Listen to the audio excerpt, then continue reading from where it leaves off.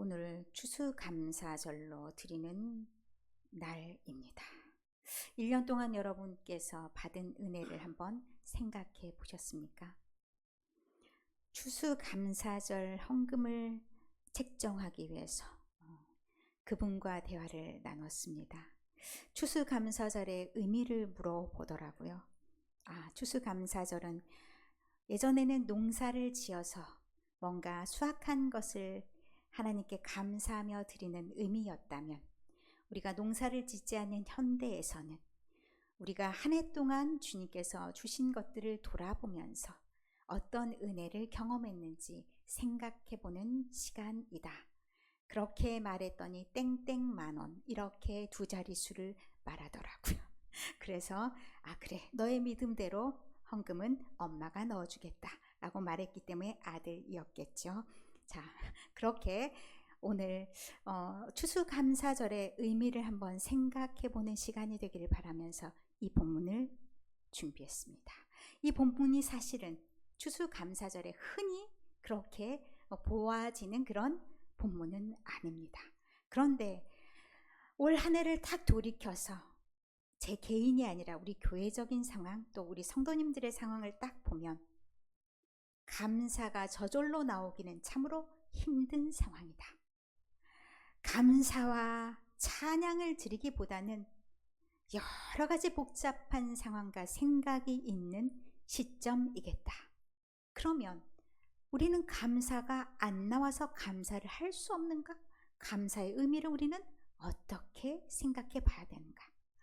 이 말씀을 오늘 딱 생각해 보니까 정말 우리의 상황과도 너무 비슷할 것 같다, 그런 예감이 들었습니다. 오늘 이 자리도 보시면 뜻하지 않은 우한과 똑같은 상황들이 이들에게 있어서 보였으나 보이지 않는 분들이 계십니다. 저 자리는 누구의 자리인데 라고 생각되는 그분들이 계십니다. 그분들에게 올 한 해 어떠셨습니까? 물으시면 감사가 넘쳐요 라고 말씀하실 수 있겠습니까? 아닙니다. 참으로 어려운 상황들입니다. 올 한 해가 다른 해보다 유난히 더 괜찮았다라고 말씀하실 수 있는 분들이 제가 보기에는 생각나지가 않습니다. 올 한 해 징그럽게 몸도 아팠고요. 올 한 해 되는 일도 없었고요. 올해는 날씨도 안 도와줘. 하나도 되는 일이 없는데, 아이고야, 추수감사절이 돌아왔네? 뭘로 감사를 하는 거야? 뭐 때문에 감사를 해야 되는 거지? 라고 생각할 수 있는 딱 그런 시점입니다. 우리의 마음은, 우리의 생각은 이 20장 읽으면서 혹시 생각해 보시지 않으셨습니까? 와, 정말 기가 막히게도 내 마음과 같다라는 생각이 들 수도 있는 그런 상황입니다. 이들의 상황을 좀 더 알기 위해서는 사실 1절 단 한 줄이 굉장히 중요합니다. 첫째 딸, 그 다음 가데스, 이 두 단어만 알면 우리가 많은 것들을 미루어 짐작해 볼 수가 있습니다. 이 첫째 달이라고 하는 것은 출애굽한 지 40년째 되는 날 첫째 달. 여러분 느낌 오지 않습니까? 40년, 광야 40년 마무리되어가는 그 시점입니다. 여러분의 삶 속에도 뭔가 마무리가 되어가는데 될 듯 안 되고 그 시점이 있지 않았습니까?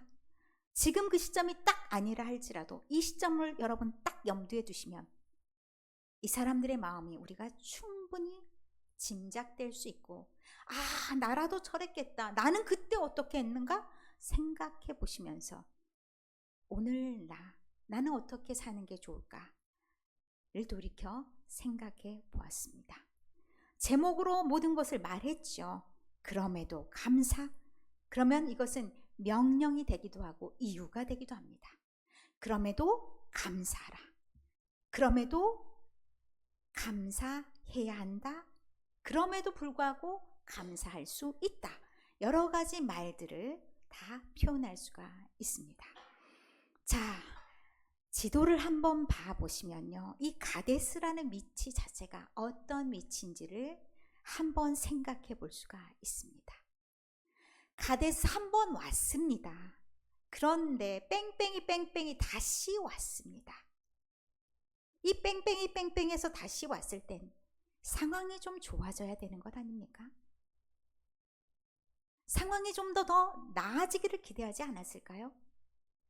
그렇게 고생했으면 이제 뭔가 좀 보여야 된다고 생각할 그 시점이 아니겠습니까?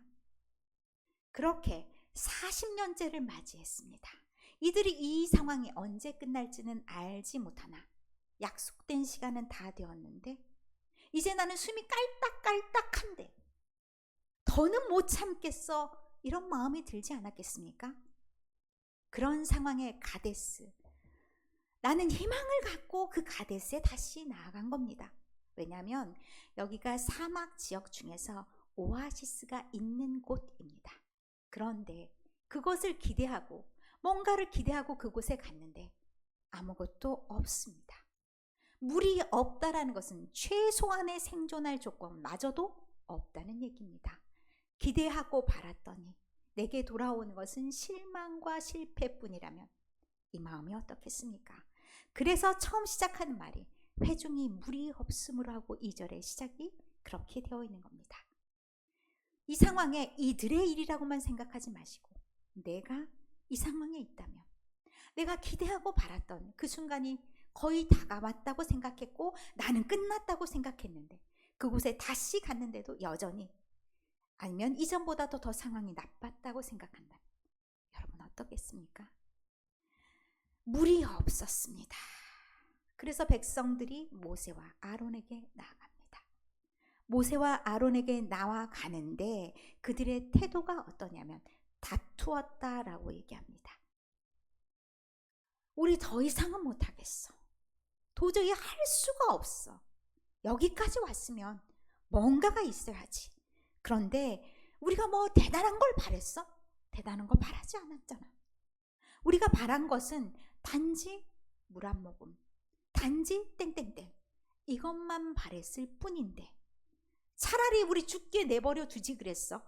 차라리 거기서 우리를 죽게 그냥 내버려 두지. 그 사람들 죽었을 때 우리도 죽었으면 좋았잖아. 그러면서 얘기합니다. 마치 그 죽음의 상황이 그냥 그렇게 평범하게 죽었던 그 상황인 것처럼 말합니다. 그런데 여기서 대단히 착각한 그런 내용들이 있습니다. 이 모든 죽음은 사실은 재앙으로 인한 죽음이었던 겁니다. 민수기 11장 1절부터 시작됩니다. 민수기 11장 1절에 보면 불평을 그때도 시작했습니다. 광야 시작의 초반부터 이제 하나님 원망하면서 그렇게 하니까 하나님이 진노하셔서 그 진영 끝을 살랐다라고 말씀하십니다. 진영 끝을 살랐다는 것이 무슨 말씀입니까? 죽었겠죠. 죽음이 그들에게 임했겠죠. 그 죽음의 상황이 그런 만만한 상황이 아니었습니다. 그럼에도 불구하고 이들이 말합니다. 차라리 그때 죽었으면. 어떻게 죽은 겁니까? 하나님께 불순종해서 죽은 겁니다. 그 생각을 하지 않습니다. 염두에 두지 않습니다. 지금의 상황만 아니면 괜찮다, 좋다, 그렇게 말하고 있는 겁니다. 그러면 다른 상황들이 또 없었습니까? 또 다른 죽음의 상황이 있습니다. 이들이 그렇게 외치고 외쳐서 메추라기를 주셨습니다. 메추라기 먹었죠? 좋았습니까? 아닙니다. 그 불평을 그들이 당하게 됩니다. 그들이 다 씹기도 전에 어떤 일이 있었냐? 하나님께서 그들을 심판하셔서 그들 중에 죽은 자들이 있었다는 겁니다. 그러면 그 죽음의 상황 어땠습니까? 그저 그런 죽음이었습니까? 아닙니다. 하나님께 불순종하고 하나님께 불만을 토로하여서 그들은 죽음에 이르는 그런 상황입니다. 그럼에도 불구하고 차라리 죽게 내버려 두었더라면 하고 말하는 것이 이들입니다.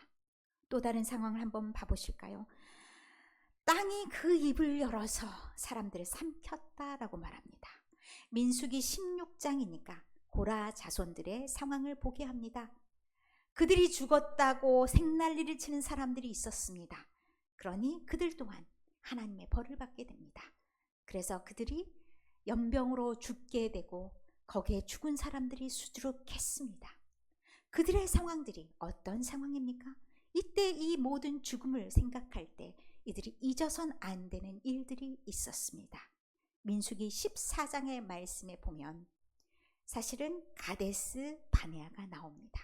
가데스 바네아라는 장소에 이들이 있었다라는 것은 잊지 말아야 될 일이 이들에게 있었다는 얘기입니다. 거기는 불순종의 장소였습니다. 그러면 다시 돌아왔을 때 이들은 전혀 다른 모습이 되어 있어야 되는데 여전히 그들은 아무 생각 없는 우매한 백성이라는 것을 보여줍니다.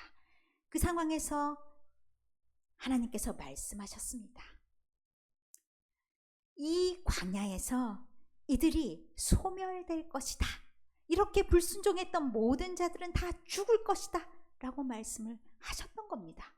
그러면 그 죽음이라는 것은 모두 하나님께 불순종했고 하나님께 잘못해서 그렇게 얻은 결과인데, 그럼에도 불구하고 지금 말하는 것들이 차라리 그때 죽었더라면 더 좋았을 텐데 마치 아무 일도 없이 그들이 편안히 죽은 것처럼 그렇게 말합니다. 그런 죽음을 얘기하면서 이제 또한 원망을 하는데, 이들이 여기에 오게 된 이유 자체도 부정하는 것을 보게 됩니다. 이 광야로 여호와의 회중을 인도한 것이 어찌 모세와 아론입니까? 모세와 아론 뒤에 기적과 이적을 보여주신 그 하나님은 온데간데 없고 그들에게 말합니다. 이 광야로 인도해서 우리를 여기서 다 죽게 하냐? 우리가 애굽에 있었더라면 우리는 지금보다 훨씬 더 좋았을 텐데 이 나쁜 곳으로 우리를 인도했다. 여기가 종착지입니까? 여기가 가야 될 마지막 장소입니까?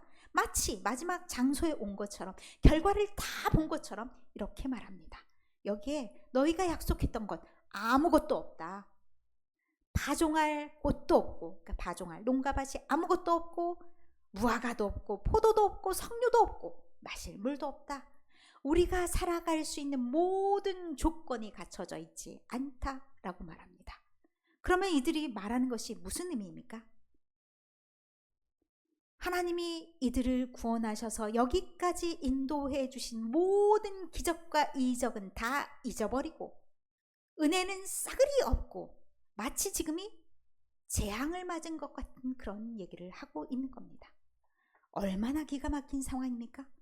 이 상황에서 이들이 받아들여야 되는 것이 어찌 이렇게 말하는 상황이겠습니까? 똑같은 상황을 긍정으로 받는 사람도 있고 부정으로 받는 사람도 있습니다. 이럴 때 부정을 멈추는, 이렇게 불평불만을 멈추는 방법이 있습니다. 그 상황을 싹둑 자르는 겁니다. 그래서 그 다음에 6절의 말씀에 모세와 아론이 회중 앞을 떠나서 회막문에 이르렀다라고 얘기합니다. 장소를 옮겨가는 것입니다. 그러면 이 불평이 끝나게 되고 다시 한번 생각해 볼 여유를 주게 합니다. 우리가 일상 가운데서도, 우리의 삶 가운데서도 불평이 계속해서 나올 수가 있습니다. 이것은 개인의 삶만 종먹는 게 아닙니다. 일이 끊임없이 실타래처럼 계속해서 어디로 가냐? 부정적인 생각이 꼬리에 꼬리를 물고 나옵니다. 그러면 불안하죠? 그러면 분노가 치밀죠? 행동이 어떻게 나아갈지 알 수가 없습니다. 그래서 뇌는 불평할수록 더 부정적으로 생각한다라고 얘기합니다. 그래서 불평을 잠깐 멈추도록 뭔가 장치를 마련하는 것이 필요합니다.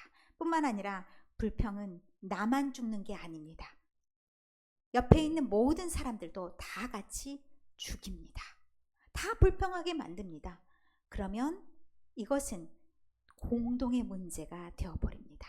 이 불평하는 사람이 어느 한 사람에게서 시작되었을 수 있습니다. 수군수군 그 수군수군이 하나의 웅성거림이 되는 거고, 그게 외침이 되는 거고, 불만의 함성이 되어버릴 수가 있다는 겁니다.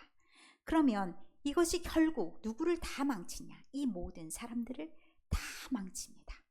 그래서 개인의 건강을 위해서도 공동체를 위해서도 이렇게 불평하는 것은 차단이 답이 될 수밖에 없습니다. 이런 상황 가운데 모세와 아론이 이 문제를 가지고 누구에게 가느냐? 하나님 앞으로 나아갑니다. 이 문제를 어떻게 하나님께 말씀드렸다? 그 내용은 나오지 않습니다. 그리고 나오지 않아도 괜찮습니다. 왜냐하면 이 모든 상황을 하나님이 다 지켜보시고 계셨기 때문입니다. 하나님이 내려다보시면서 어떤 생각을 하셨겠습니까? 이런 배은망덕한 놈들 하는 생각도 있으셨겠죠. 하나님이 이스라엘 백성들을 인도하실 때 신명기에 보면 어떻게 인도하셨다 말씀하시냐면 40년 동안을 하나님께서 인도하셨는데 광야길을 걷게 하신 것은 이들을 낮추게 하심이다 라고 말씀하십니다. 그리고 이들이 정말 감사해야 될 이유가 뭐냐? 40년 굶어 죽었습니까? 아닙니다. 40년 동안 아팠습니까? 아닙니다. 하나님께서 기적과 이적을 베푸셔서 오늘을 살게 하셨고 그리고 먹고 죽지 않게 하셨고 이끌어 주셨습니다. 그러면 이 모든 이적들 앞에서 어떻게 해야 됩니까? 지금까지 도우셨던 하나님께 감사하며 그럼에도 감사하며 기도할 수 있음에 감사하며 하나님께 이 문제를 가지고 가는 것이 믿는 사람의 도리이고 믿는 사람들이 마땅히 행해야 될 행동이라는 것입니다.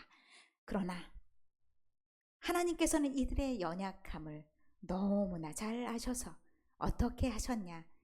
방법을 알려주셨습니다. 너네 회개부터 해 라고 말씀하시지 않으시고 자 사람들을 모아서 그들에게 물을 내라 라고 말씀하십니다. 너희가 지팡이가 있지 않냐? 그 지팡이는 하나님의 돌보심과 인도하심의 상징입니다. 물을 갈라치게 할 때도 그 지팡이로 그리고 많은 백성을 인도할 때도 그 지팡이가 함께 했습니다. 그것은 하나님이 그들과 지금도 함께 하신다는 것을 말씀하십니다. 지금도 그 함께 하시는 하나님을 잊어버린다면 이들에게 삶의 희망은 없어집니다.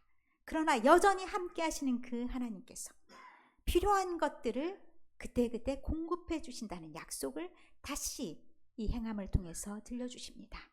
과거의 하나님이 지금은 아니 계시더냐? 생존하는 모든 동안에 하나님께서 돕겠다 약속하신 것과 똑같은 그런 내용이라 볼 수 있습니다.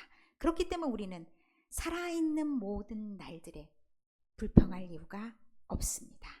예레미야 예가 3장 22절 23절의 말씀에 보면 여호와의 인자와 긍휼이 무궁하심으로 사실 이 상황이 하나님께 막 인자와 긍휼이 많다라고 말할 수 있는 상황은 아니었습니다. 그러나 돌이켜 생각해 보니까 아침마다 내가 하나님께 기도해 보니까 내가 지금 살아있는 것 자체가 은혜구나. 하나님이 나를 완전히 진멸하지 않으시고 살리신 것이 은혜구나. 그렇다면 성실하신 하나님께서 앞으로도 이루어 가시지 않겠느냐.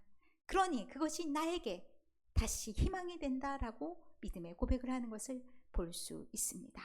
그럼 우리가 우리의 환난 날 지금 아무것도 감사할 이유가 없는데 불평 한 바가지가 있는데 나는 아무 낙이 없다라고 말하면서 앉아 있어야 되는가?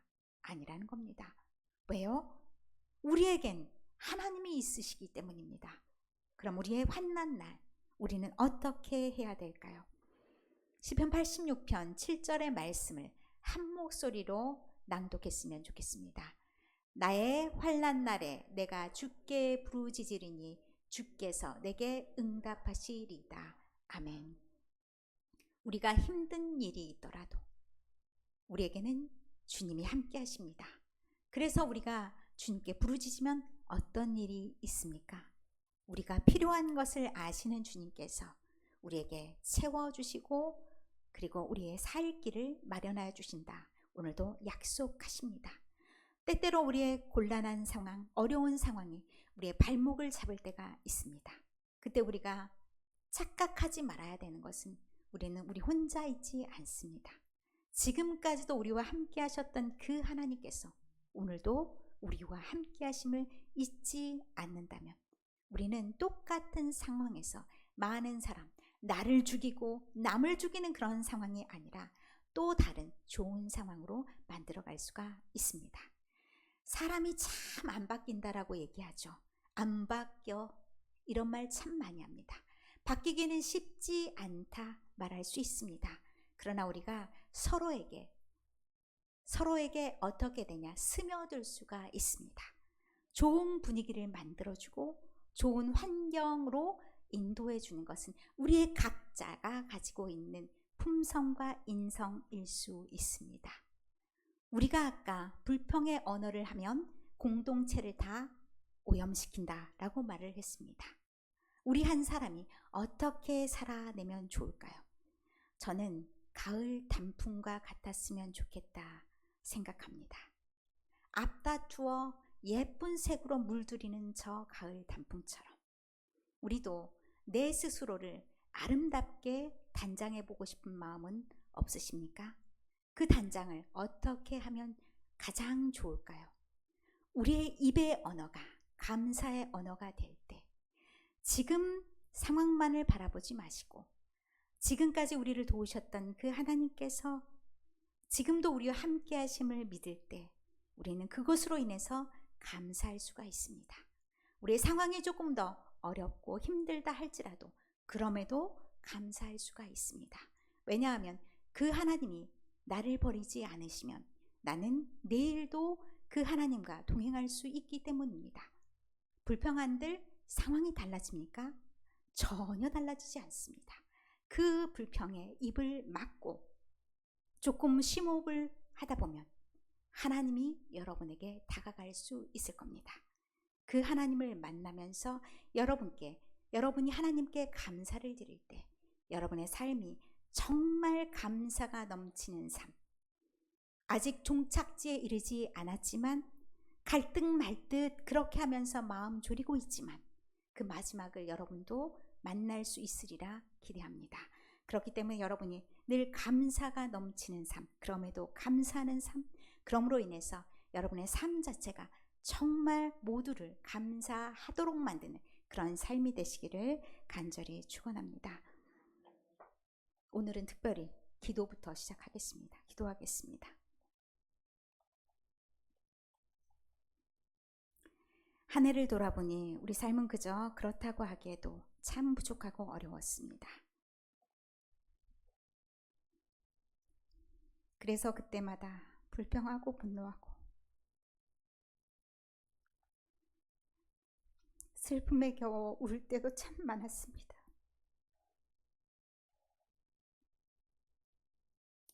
왜 나만 겪는 고난이냐고 따져 물을 때도 있었습니다. 이만큼 살았으면 좀 편안할 때도 되지 않았냐고, 언제까지 이래야 되냐고 따지고 싶을 때도 있었습니다. 차라리 죽는 게 낫겠다, 딱 그런 마음도 있었습니다. 우리가 너무 힘들어서 자기 연민에 빠져서 순간 우리와 함께 계신 하나님을 잊고 말았습니다. 돌이켜보면 그때 그 순간을 뚫고 여태까지 살아남은 것이 은혜인데 그 암흑과도 같았던 순간도 지나왔는데 삶에 치여버렸습니다. 하나님, 그 순간도 지나오게 하셨으니 지금 우리의 눈을 들어 주를 보게 하옵소서.